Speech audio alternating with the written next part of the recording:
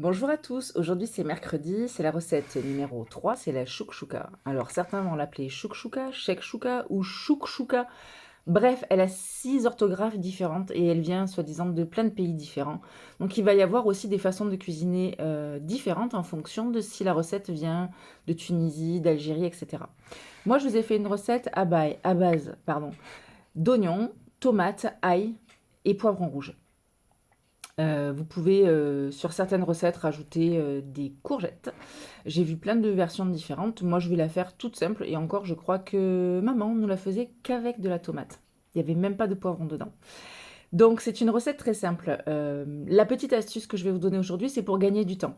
Donc s'il faut que vous ébouillantez vos tomates fraîches, que vous fassiez griller votre poivron au four pendant alors sur internet, ils disent 15 minutes, mais moi je fais souvent cuire pendant 1 heure pour que la peau s'enlève plus facilement. Il va falloir que vous ayez beaucoup de temps devant vous ou alors que vous fassiez, comme moi le dimanche, que vous prévoyez tous vos ingrédients à cuire à l'avance et à couper, bien sûr, parce que c'est ce qui demande en général sur les recettes le plus de temps. Si c'est pas le cas, donc moi j'ai pris une grosse boîte de conserve que j'avais fait le mois dernier de tomates et donc j'ai juste mis mes tomates comme ça et je les ai stérilisées 1 heure. Ce qui fait que hier soir quand je l'ai ouvert, la peau s'en va toute seule de la tomate. Donc vous, il va juste falloir que vous ébouillantez vos tomates pendant 15 minutes et la peau va s'enlever toute seule. Pour les poivrons, la solution, la petite astuce, c'est au lieu de les griller au four et d'enlever la peau, c'est de les couper en fines lamelles et de les faire revenir en même temps que les oignons, pas en même temps que les tomates. Vous faites fondre les poivrons dans l'ail et l'oignon avec l'huile d'olive. Vous pouvez rajouter du cumin si vous aimez ça, c'est très très bon, ou de l'origan, ou les deux, c'est à votre convenance.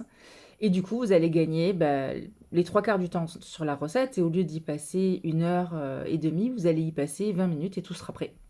Voilà, donc je vous souhaite une très bonne recette. Et surtout, n'oubliez pas de faire les délicieuses mouillettes de pain complet que je vous ai conseillées avec du beurre salé et du jambon blanc.